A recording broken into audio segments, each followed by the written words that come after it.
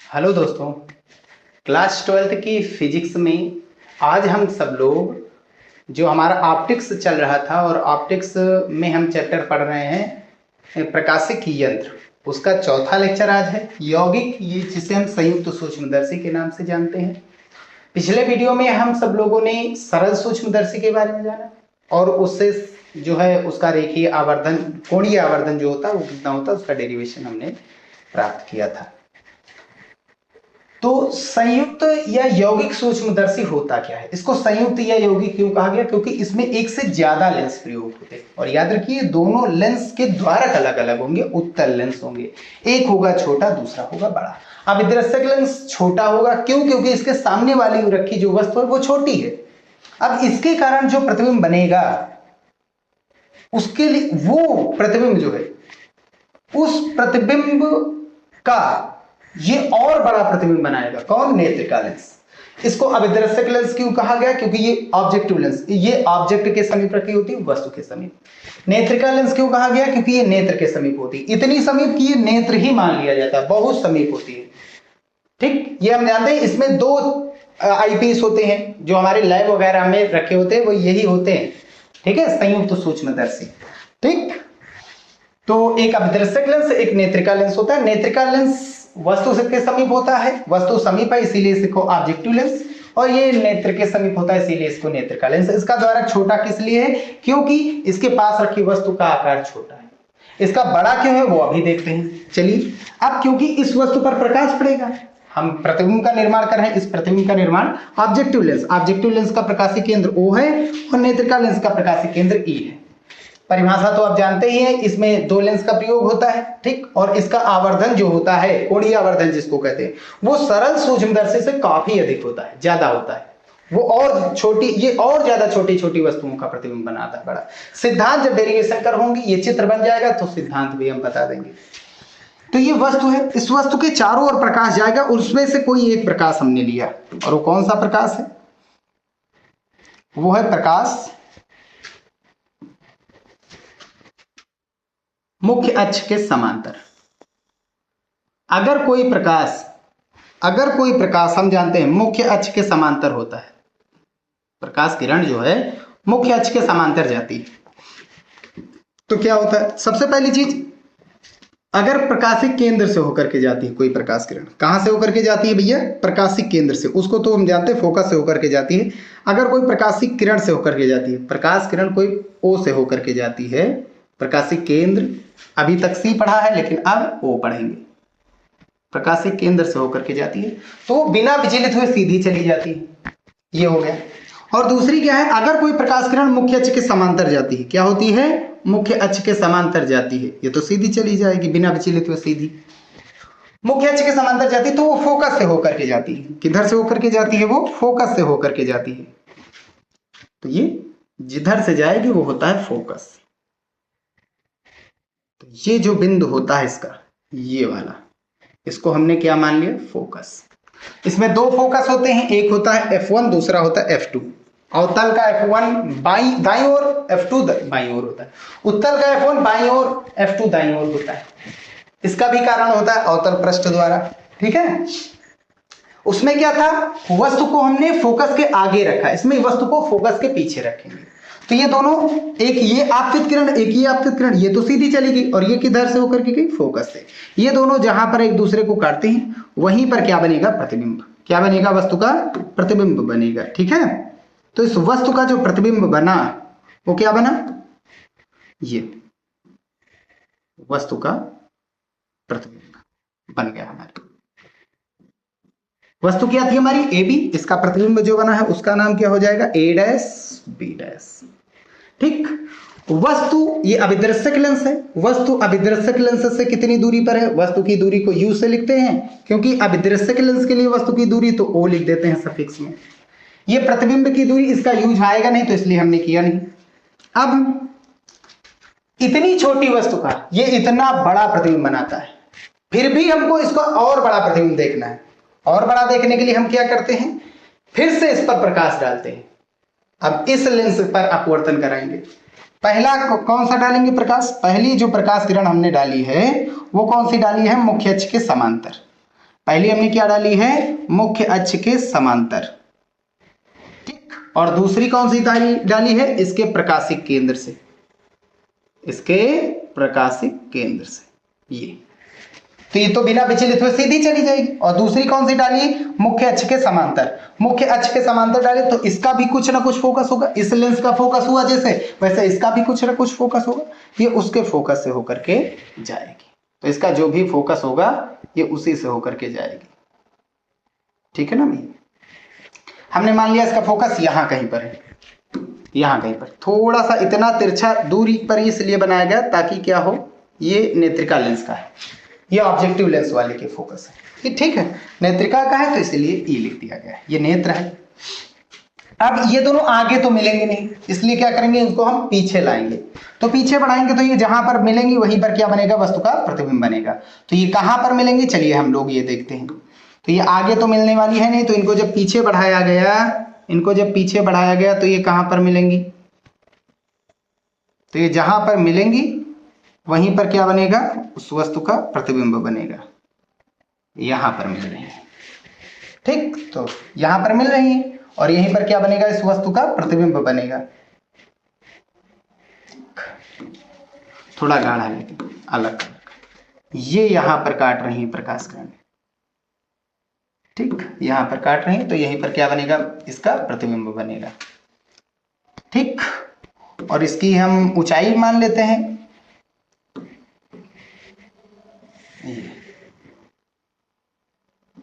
ठीक, ये हो गया इसका प्रतिबिंब। एक बार और समझाते हैं अभी, ठीक, इसको थोड़ा मोटा के ले रहे हैं,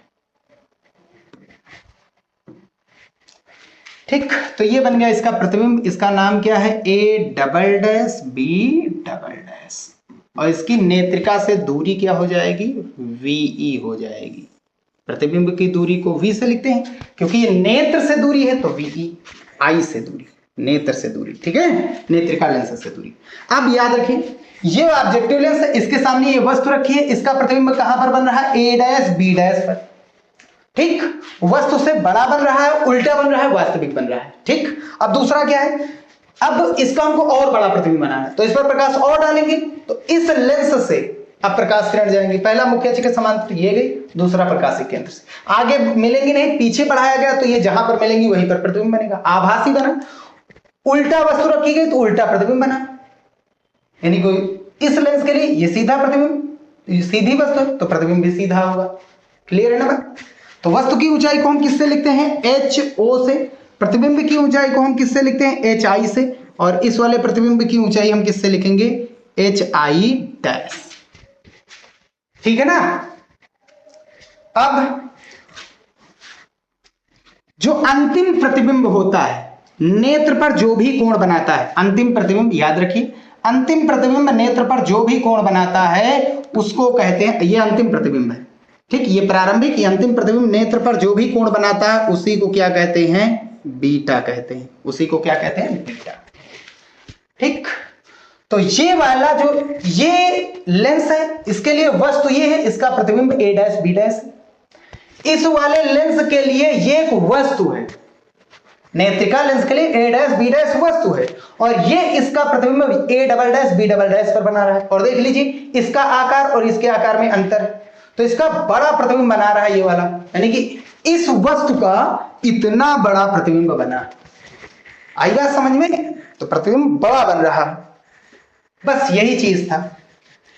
अब क्या करते हैं, डेरिवेशन करते हैं। डेरिवेशन में निकालना क्या है, आवर्धन, फार्मूला हमने क्या पढ़ा था पिछले वीडियो में, फार्मूला हमने जो पिछले वीडियो में पढ़ा था वो होता है प्रतिबिंब, वो भी कौन सा, अंतिम प्रतिबिंब भैया, कौन सा प्रतिबिंब, अंतिम प्रतिबिंब है। अंतिम प्रतिबिंब द्वारा आंख पर बना कोण बटे वस्तु द्वारा आंख पर बना कोण, कब, जब वस्तु स्पष्ट दृष्टि की न्यूनतम दूरी, जिसको हम डी से लिखते हैं पारो, बीटा बटे अल्फा। तो सेम यही फार्मूला यहां पर है, पहला ऊपर बीटा, अंतिम प्रतिबिंब द्वारा आंख पर बना कोण, अंतिम प्रतिबिंब हमारा कौन सा है इसमें, ये वाला है, ये आंख पर जो भी कोण बनाएगा वही बीटा है हमारा, ये आंख पर जो भी कोण बनाएगा वही हमारा क्या है, बीटा है। इसका कलर हम चेंज किए ले रहे हैं, ठीक है, अलग कलर ले रहे हैं। तो ये भी जो कोण, ये जो भी कोण बनाएगा, ये जो भी कोण बनाएगा वो हमारा क्या कहलाता है? बीटा। ये वाला कोण हमारा क्या होगा? बीटा। अंतिम प्रतिबिंब। अच्छा देखिए, ये वाला प्रतिबिंब, ये वाली जो त्रिभुज है ये भी बीटा कोण बना रहा है, ठीक। और देख सकते हैं कि इसमें जो ये वाला त्रिभुज लिया गया है, ये वाला त्रिभुज, ये भी कौन सा कोण बना रहा है? बीटा कोण बना रहा है। तो दोनों बीटा कोण बना रहे हैं, एक बड़ा वाला भी बीटा बना रहा है, छोटा वाला। तो हम लेते कौन सा? छोटा वाला। हम कौन सा लेते हैं? छोटा वाला। छोटा वाला, ये वाला त्रिभुज लेते हैं, ये वाला। इस वाले त्रिभुज में हम किसकी वैल्यू निकालेंगे? बीटा। बीटा तो हमको पता नहीं, तो इसके लिए साथ हम क्या जोड़ते हैं? बीटा छोटा है तो इसके साथ हम क्या जोड़ते हैं? tan beta.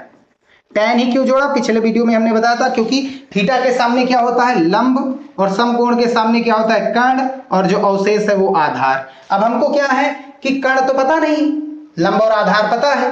ये क्या है? ये एक वस्तु है, एक वस्तु है। किसके लिए? नेत्रिका लेंस के लिए। तो ये वस्तु की दूरी u हो जाएगी। किस लेंस के लिए? नेत्रिका है तो UE से लिख देंगे, और ये इसका प्रतिबिंब है तो VE से, ठीक है। तो tan थीटा बराबर क्या होता है? लंब बटे आधार। लंब कितना है? थीटा के सामने लंब, थीटा के सामने लंब कितना है? HI बटे आधार कितना है? ये आधार देखो UE। अब UE किधर है? लेंस के बाईं ओर है, तो क्या मानेंगे? माइनस का। क्या मानेंगे इसको? माइनस का मानेंगे, ठीक है ना। चलिए आगे बढ़ते हैं। अब ऐसे ही हम किसका कोण निकालेंगे? अल्फा। अल्फा क्या होता है? अल्फा होता है वस्तु द्वारा आंख पर बना कोण, जब वस्तु d दूरी पर रखे, d दूरी पर उतनी ही लंबाई की वस्तु रखे। अब ये जो आंख पर कोण बनाएगा यही होता है हमारा अल्फा। तो अल्फा निकालना है, तो अल्फा के लिए हम किसका यूज करते हैं? tan alpha. अल्फा के लिए हम किसका यूज करते हैं? tan अल्फा का यूज करते हैं,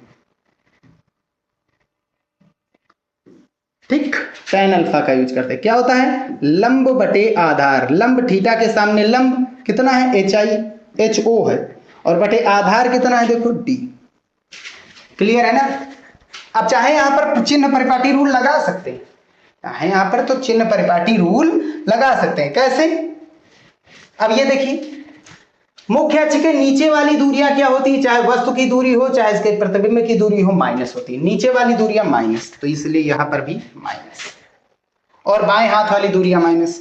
और ये नेत्र है, नेत्र कहो या नेत्र लेंस कहो, इसके बाएं हाथ वाली दूरियां क्या होती है? माइनस होती है। तो इसलिए ये भी D क्या हो जाएगी? माइनस हो जाएगी।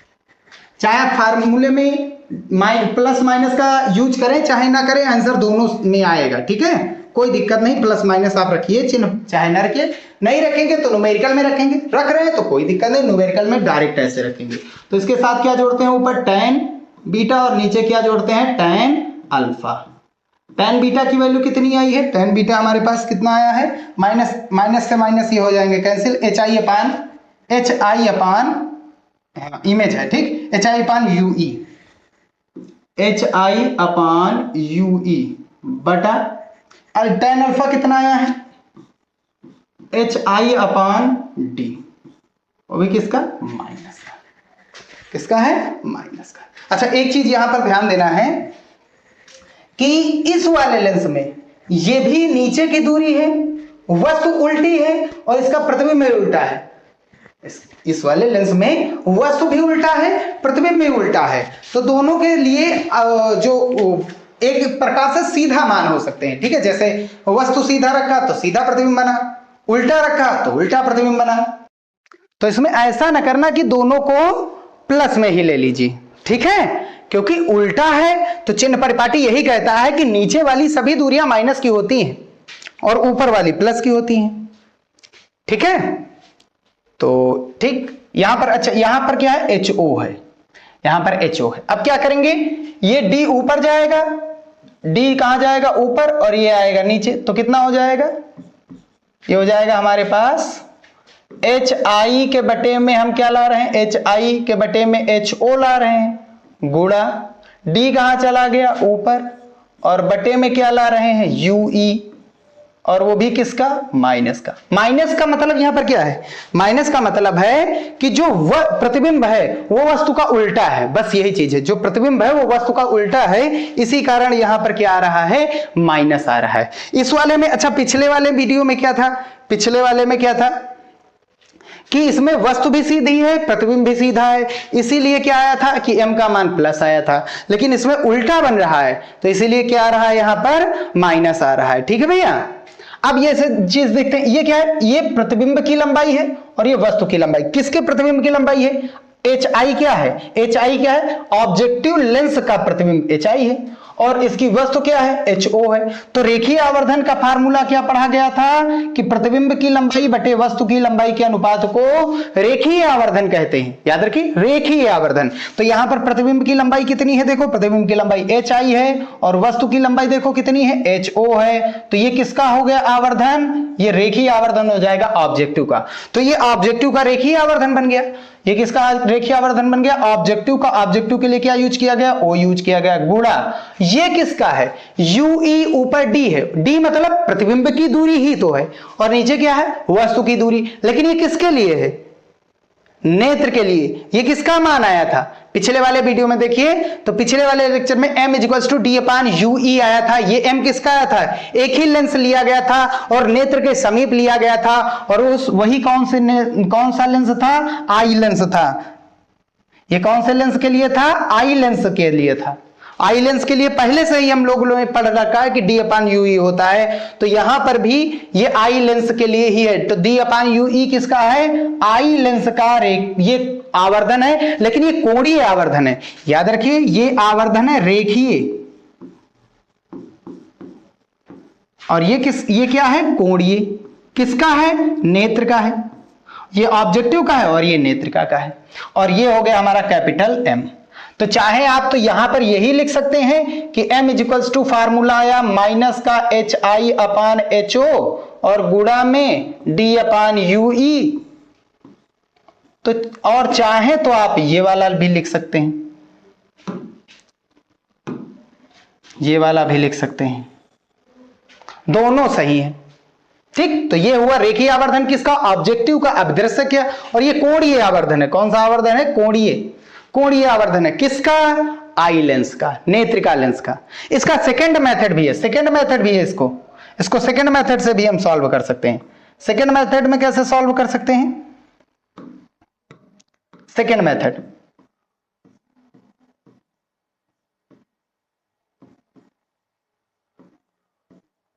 m बराबर क्या होता है, आई अपान ओ। किसी का भी m निकालेंगे, m इज इक्वल्स टू आई अपान ओ। आई क्या है, प्रतिबिंब की लंबाई और o क्या है, वस्तु की लंबाई। यहां पर देखो अंतिम प्रतिबिंब की लंबाई कितनी है, एच आई डैश। वस्तु की लंबाई कितनी है, h o, h i dash और बटे में एच ओ। अब हम करेंगे कुछ नहीं, एच ओ से गुणा और एच ओ से भाग करा रहे हैं। क्या करा रहे हैं, एच ओ से गुणा और एच ओ से भाग करा रहे। रुक जाइए, एच ओ से नहीं है, एच आई से, क्योंकि कम कौन बच रहा है, यहां बच कौन नहीं रहा है, तो यहां पर बच नहीं रहा भैया एच आई। देखिए एच आई नहीं है, एच आई डैश है, एच ओ है। एच आई नहीं है तो एच आई से हम क्या कराएंगे, एच आई से गुणा, एच आई से भाग। अब हम क्या करेंगे, इन दोनों को एक साथ लाएंगे, एच आई और एच ओ एक साथ लाएं, गुणा और एच आई डैश और बट्टे एच आई ले आया।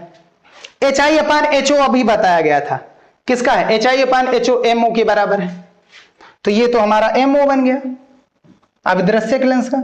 एच आई डैश बटे एच आई क्या है, एच आई डैश किसका है, एच आई डैश किसका, इस लेंस का। इस वाले नेत्रिका लेंस के लिए प्रतिबिंब की लंबाई कितनी है, एच आई डैश और बटे वस्तु की लंबाई कितनी है, एच आई। तो ये तो इसका हो गया एम ई, तो ये बन गया हमारा एम ई। यहां माइनस क्यों नहीं आया, इसलिए नहीं आया क्योंकि यहां चिन्ह परिपाटी नहीं रखा। क्यों, देखो हमने पढ़ा वस्तु ऊपर है, ऊपर वाली लंबाई प्लस, नीचे वाली माइनस। तो नीचे एच आई डैश क्या हो जाएगा, माइनस, एच आई डैश क्या हो जाएगा, माइनस, और एच ओ प्लस ऊपर था तो प्लस, तो इसलिए ये माइनस अब यहां पर चिन्ह परिपाटी लगाया गया तो आ गया। तो ये था उसका पूरा डेरिवेशन। इसमें टोटल केसेस देखते हैं, कितने केसेस हैं, 2 केसेस हैं। पहला जब v कहां पर रखा हो, अनंत पर बने, प्रतिबिंब कहां पर बने, अनंत पर, तो फोकस क्या लिया जाएगा, अंतिम प्रतिबिंब। अंतिम प्रतिबिंब कहां पर बना है, अंतिम प्रतिबिंब जो है फोकस पर बने, तो अंतिम प्रतिबिंब बना कौन रहा, आई लेंस। तो फोकस किसका होगा, आई लेंस का होगा। फोकस किसका होगा, आई लेंस का होगा, और उत्तल है आई लेंस तो प्लस, और वस्तु की दूरी क्या हो जाएगी, यूई आई लेंस के लिए वस्तु की दूरी क्या है, देखो वस्तु आई लेंस के लिए वस्तु कितनी दूरी पर रखी गई, यूई, बाईं ओर है तो माइनस, बाईं ओर है तो माइनस।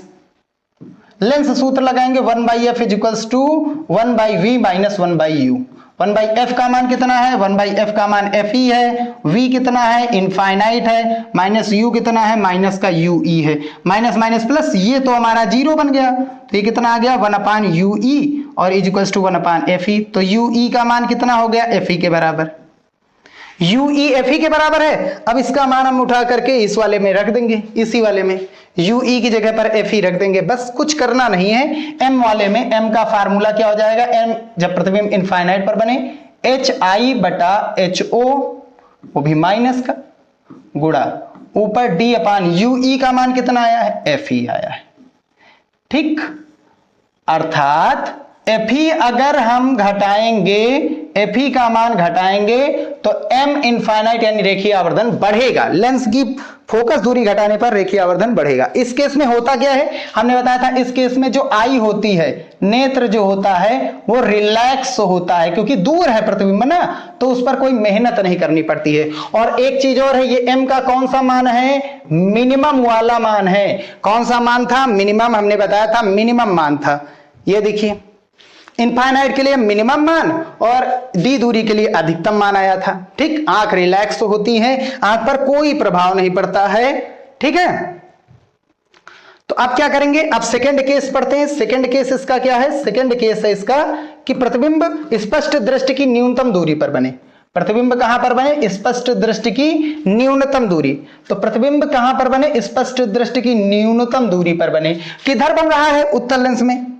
अब इनफाइनाइट तो माइनस होगा नहीं, उत्तल लेंस के बाईं ओर प्रतिबिंब बन रहा है, बाईं ओर बन रहा है, तो डी का मान क्या हो जाएगा, ये वी का मान क्या हो जाएगा, कौन से लेंस के लिए, वीई, बाईं ओर बनेगा, बन रहा है बाईं ओर, माइनस, इनफाइनाइट माइनस का लिखो चाहे नहीं, कोई दिक्कत नहीं। फोकस क्या रहेगा, एफ ई रहेगा, और यू का मान क्या रहेगा, ue रहेगा माइनस का। Lens formula 1/f is equals to 1/v minus 1/u रखेंगे। 1/f का मान कितना है, fe, 1/v का मान कितना है, माइनस का de, 1/u का मान कितना है, माइनस का ue, माइनस माइनस प्लस, ये वाला माइनस इधर आएगा प्लस, तो 1/fe plus 1/d is equals to 1/ue।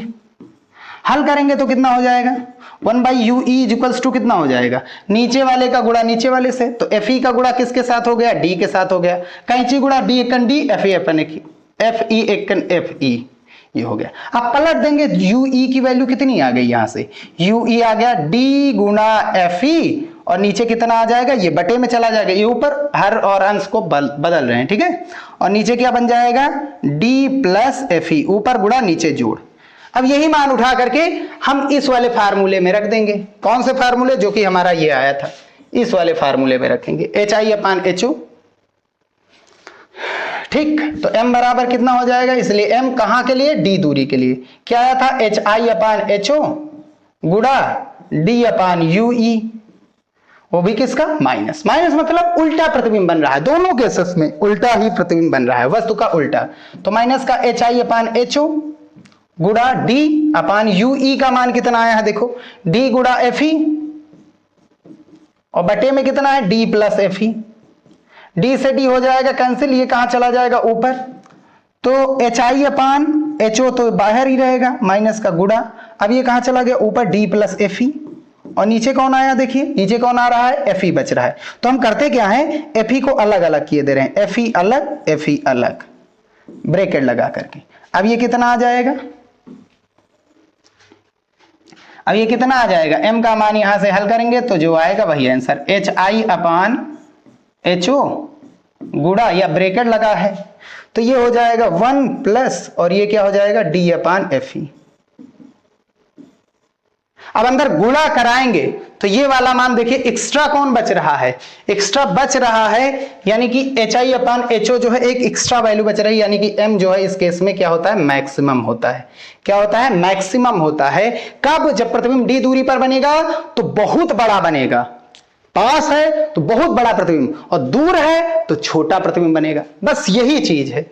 और इस केस में क्या होता है, नेत्र, ये सेकंड केस है, प्रतिबिंब कहां पर बने? स्पष्ट दृष्टि की न्यूनतम दूरी। फर्स्ट केस क्या है? जब प्रतिबिंब अनंत पर बने। ठीक है, ये हमने डायरेक्ट केस बना लिया। उसके लिए m कितना आएगा ये चीज हो गया। ठीक है, तो बस यही था संयुक्त सूक्ष्मदर्शी और इसका रेखीय आवर्धन। अब इसमें सिद्धांत क्या है? तो ऑब्जेक्टिव लेंस के सामने वस्तु जो रखी जाती है, फोकस से बाहर वस्तु रखी जाती है। ऑब्जेक्टिव लेंस, इसमें दो लेंस होते हैं। ठीक है, ऑब्जेक्टिव लेंस वस्तु के समीप है तो ऑब्जेक्टिव, आई लेंस के समीप, देखो नेत्र के समीप है ये वाला लेंस तो नेत्र का लेंस। ठीक, इसका द्वारक छोटा है क्यों? क्योंकि इसके लिए वस्तु छोटी है। इसका द्वारक बड़ा है क्यों? क्योंकि इसके लिए वस्तु बड़ी। ठीक है ना। अब क्या करेंगे कि सिद्धांत लिखेंगे कि ऑब्जेक्टिव लेंस के फोकस से बाहर एक वस्तु रखी गई जिसका प्रतिबिंब, एक वस्तु AB है जिसका प्रतिबिंब A' B' बनता है, जो दूसरे नेत्रिका लेंस के लिए वस्तु का कार्य करता है, जो बहुत ही बड़ा। कौन सा प्रतिबिंब? नेत्रिका लेंस क्या करता है? इस वाले वस्तु का बहुत ही बड़ा कोई उल्टा प्रतिबिंब अपने आप से मिल नहीं रही तो आभासी उल्टा, याद रखिए आभासी उल्टा। एक चीज याद रखिए, इस वाले लेंस के अलग अलग पढ़ लेते हैं। चलिए, ऑब्जेक्टिव लेंस के फोकस F1 से कुछ दूरी पर एक वस्तु रखी होती है, उससे चलने वाली प्रकाश किरणें अपना प्रतिबिंब A', पर बनाती है। ठीक, कैसा होता है? उल्टा है, अपने आप प्रकाश किरणें मिल रही, वास्तविक उल्टा एवं वस्तु से बड़ा प्रतिबिंब बनाती है। A' B' नेत्रिका लेंस के लिए वस्तु का कार्य करता है, जो अपना प्रतिबिंब A', B' पर बनाता है। कैसा बनाता है? आभासी बनाता है और सीधा, क्योंकि वस्तु उल्टी है। इस वाले लेंस के लिए वस्तु नीचे है, प्रतिबिंब नीचे, यानी वस्तु उल्टी है तो प्रतिबिंब उल्टा, वस्तु सीधी है तो प्रतिबिंब सीधा। तो प्रतिबिंब कैसा बनेगा? आभासी सदैव सीधा होता है। इस वाली वस्तु के लिए ये सीधा प्रतिबिंब है, लेकिन इसके लिए क्या है? ये उल्टा है। ठीक, और वस्तु से ये इस वाले A', B' से बहुत बड़ा प्रतिबिंब बनाता है। ठीक है, बस यही इसका सिद्धांत है और ये इसका आवर्धन का व्यंजक हो गया इस सेकंड केस। बस यहीं पर हम वीडियो समाप्त करते हैं। वीडियो पसंद आया तो उसे लाइक जरूर कीजिएगा। मिलते हैं नेक्स्ट वीडियो। अब नेक्स्ट वीडियो में हम खगोलीय दूरदर्शी के बारे में पढ़ेंगे, जो कि अपवर्ती और परावर्ती होते हैं। ठीक है।